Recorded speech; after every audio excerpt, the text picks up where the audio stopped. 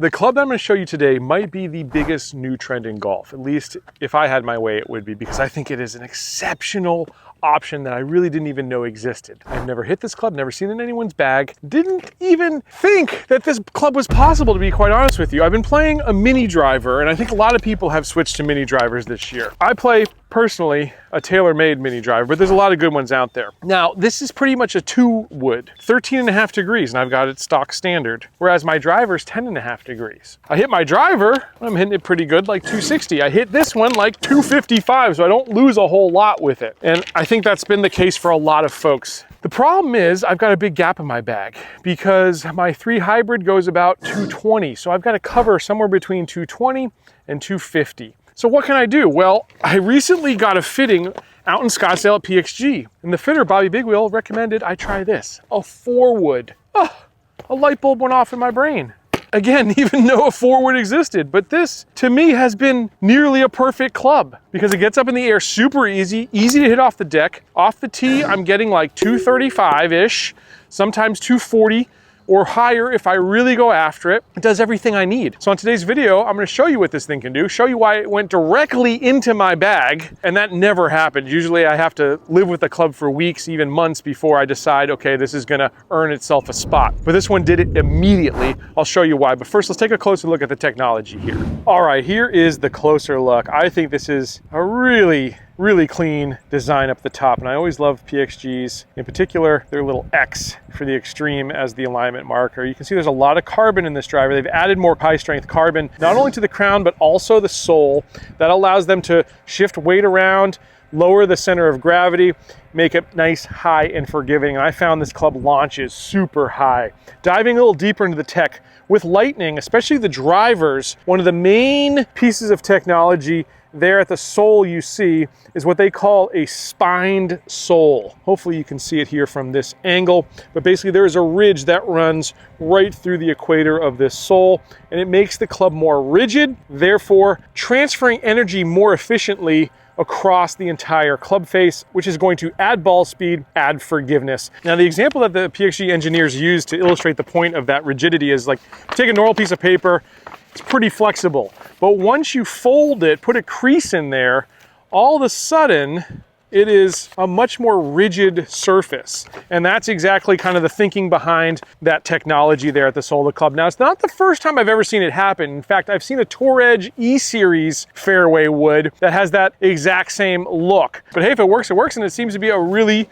smart concept. The face itself is very interesting throughout the entire lineup of Lightning woods. Looking at their website, they state that lower lofts feature enhanced curvature for control on powerful strikes, while higher lofts offer a flatter geometry for consistent launch and distance. This face is also 12.5% thinner than the previous model. They say that increases the face flex by 4%, which again is going to increase the distance and the power and the energy transfer coming off the face of this club. We'll see that especially in the smash factor numbers, I would imagine. Now, in terms of adjustability, PXG's got a ton built into this driver. First of all, a number of hosel settings. You can lower this 17-degree loft, or you can increase it to your desire. Again, I think with my 13.5 degree mini driver, 17 is perfect for me. And my 4-iron, by the way, the club in between there is like 21, so it's the perfect in between. They've also got weighting though along both the toe and heel as well there at the back. Now you can put more weight, heavier weight there towards the toe to slow the toe down. That's how I have it, so that I am not hooking the ball or missing left. This is going to promote more of a fade. You can put heavier weight there at the bottom if you do struggle with a slice and you need more of a straighter or possibly draw type of shot shape, and you can put it there at the back if you want increased MOI and max forgiveness. So a lot of adjustability there from PXG. Now I've got this paired with a killer shaft. They've got a number of different shaft options at PXG, but this is going to be one of the higher upgrades. I've got a Ventus. This is a 70-gram stiff shaft. It is a glorious one, but I'll tell you what, even the stock offerings from PXG are really good. It's just I've got the Ferrari here in my hands, and I've got this pair with a nice medium grip here from PXG. That's the package. Let's take it out on course and put it to work. All right, first hole here. This is a hole that I never hit driver on. I've been hitting mini driver because it's so narrow. Like so many holes out here, the further you go, the narrower it gets. So you've got to be not only accurate, but I've got to have some distance here, so I put a shorter club in my hand. Again, that's where I think this forward really comes in handy. I've got the G80 here to measure the shots. Let's get to work. Now with this club, again, I tee it not as low as an iron and not as high as that mini driver, right about there. And with my nice Volvic balls, I've got an alignment of exactly where I want to put this one. See if we can execute. That is about as ideal as a golf shot gets.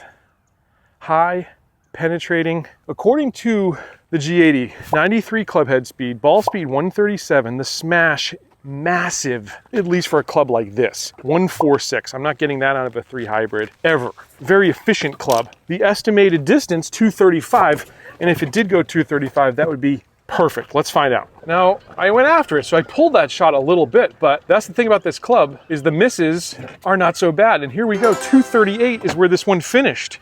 So that's exactly what I want to do. Even though I missed left, I'm looking dead straight at this flagstick. I've got a wedge in my hand. That's what I need to do on this particular course, at least for my game. Let's go to the next hole here. I'll hit a few more shots. All right, we're gonna do one more hole here off the tee. I've got 3 balls this time because I got a little bit more time on my hands. We've got a pretty quick group behind us, so I can only hit one on that last hole. We'll hit 3 more here. Again, I was really happy with the smash factor off that club. That was a pretty center of the club face hit, that first one. We'll see what we do on these next few, and I'll continue to tell you the stats here. Way up in the air. That is high on the club face. So it's certainly not going to carry nearly as far. And our smash factor is going to be down a little bit there. Club head speed 93, ball speed 126, smash 136. The estimated distance 206. And I don't know if it even went that far, to be quite honest with you, because I got way under that. So I'm going to tee it down a little bit lower for shot 2 here. Well, there's a very exemplary shot of a heel strike. Club head speed 94, ball speed 130, smash 138. Estimated distance there, 217. And now I've gone high and heel, I might as well go toe, right? There's the toe hit. Drawn a little bit more. Again, real fairway finder, this club. Club head speed 92, ball speed 132, smash 143. Estimated carry, 222. Just like drivers and mini drivers that we've tested on this show, toe hits seem to generate better smash numbers on modern clubs from what I can tell. Now I'm going to tee this one really low, almost to the ground, and we'll see how we do here on a low hit. Still gets up in the air really high.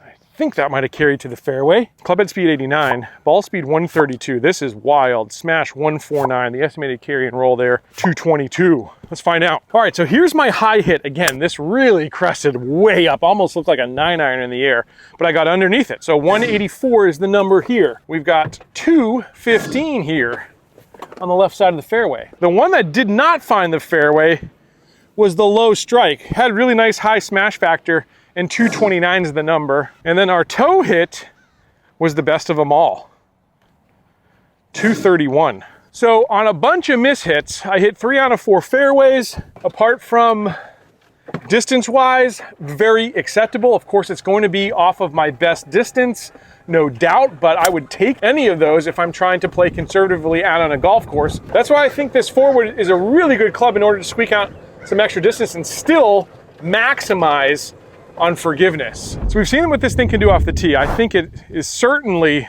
a great tee club, but more so than not, I'm using this off the deck. And that's what we're gonna test here. By the way, PXG has these nice little magnets on all their head covers. It's a good little storage so you don't lose it, which I lose everything out of the golf course. We'll hit some here off the deck. I'm 220 out. Let's see what happens here. That's why I really love this club, because it's just so easy to get up in the air. I might not have quite gotten to the green there. I took more of an easy swing, but that's in a great spot. And I feel with this club, I just can't miss too much right or left. I feel like I can just control this a lot better. There's a pretty nasty shot, honestly. I hit way behind the ball, but again, I don't really think it gets me into too much trouble. See if we can put a better swing on it here, though. There we go. Again, a little toey, but right on line. And distance-wise, I think that one, again, is maybe up on the fringe.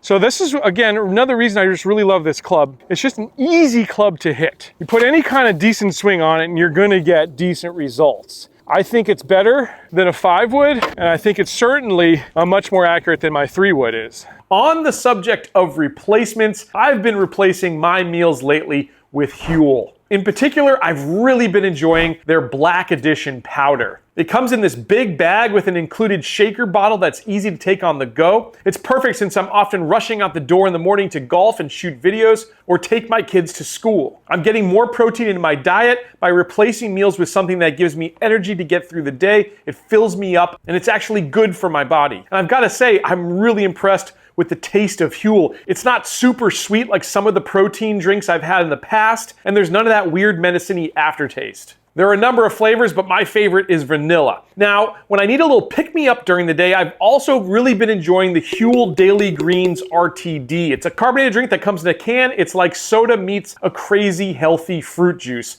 So good. There are 3 flavors of the RTD. My favorite has to be apple. It's got this hint of mint that is super refreshing. Now, Huel's been developed by registered nutritionists and dietitians. It contains 42 vitamins, minerals, and superfoods in the mix. Only 25 calories with 4 grams of fiber and 1 gram of sugar. I'm a person that really doesn't take supplements, so this gives me a great mix of vitamins that my body, and maybe more importantly, my brain, needs to perform at its peak on course. It's that little pick-me-up I need to finish my round strong. You can get Huel's newest product and the rest of their products for 15% off with this exclusive offer for new customers only with code LPT15 at checkout. There's a minimum of a $75 purchase, but with that code you will save 15%. And there's also a link down there in the description. All right, the next thing I want to test here is lies on maybe some suspect conditions, stuff that's not necessarily optimal. So we're actually going to kind of bury the ball here in some of these rough spots and see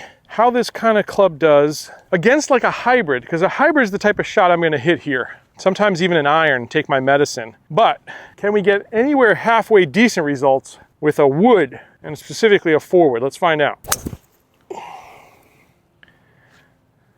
That was probably my best lie of these 3, and that had no problem coming out of there. Certainly lost some distance, that's gonna happen, but this lie here, I only see about half the ball. So this is where definitely I think I'd prefer a hybrid, but let's find out. Still came out okay. I did push it off to the right. Certainly didn't get quite the peak height that you'd get from a tee shot, certainly, or even a lie off the fairway, but it moved it. This is my worst lie. I've got a lot of grass behind this ball, so this is gonna be the toughest. Still came out. Again, left it out to the right a little bit, but with my own swing, I prefer a right miss than a left hooking miss anyways. So I do think this is where the 4-wood could struggle the most compared to something like a hybrid. But I think the way that the sole of this particular club is shaped, even though it wasn't really meant for rough, having that ridge line that runs across the bottom of that sole gives you a little bit more digging than some other fairway woods out there on the market. So all in all, I think fair from the rough, but that is the one place where a 4-wood in particular could potentially struggle. And for 3 balls from 3 completely different lies and whatnot, not bad dispersion either. And again, that's what I really appreciate out of this 4-wood. If I'm gonna miss, I at least miss pretty consistently. And that's really all you can ask of out of a club. So what do you think about a 4-wood? Would you consider putting this in the bag? I would highly recommend, whether it's a PXG or another 4-wood out on the market, give it a shot this year. I think it's gonna be, like I said, a club that gets a lot more popular, especially with the way that these modern irons and woods are lofted. With more people going to mini drivers and with more people playing stronger lofted irons, we're gonna have some clubs in the bag that maybe aren't as traditional as those clubs of yore. Let me know down in the comments what you think. Hope you enjoyed this one. Hit subscribe. I'll catch you back here next time on another edition of Let's Play Through.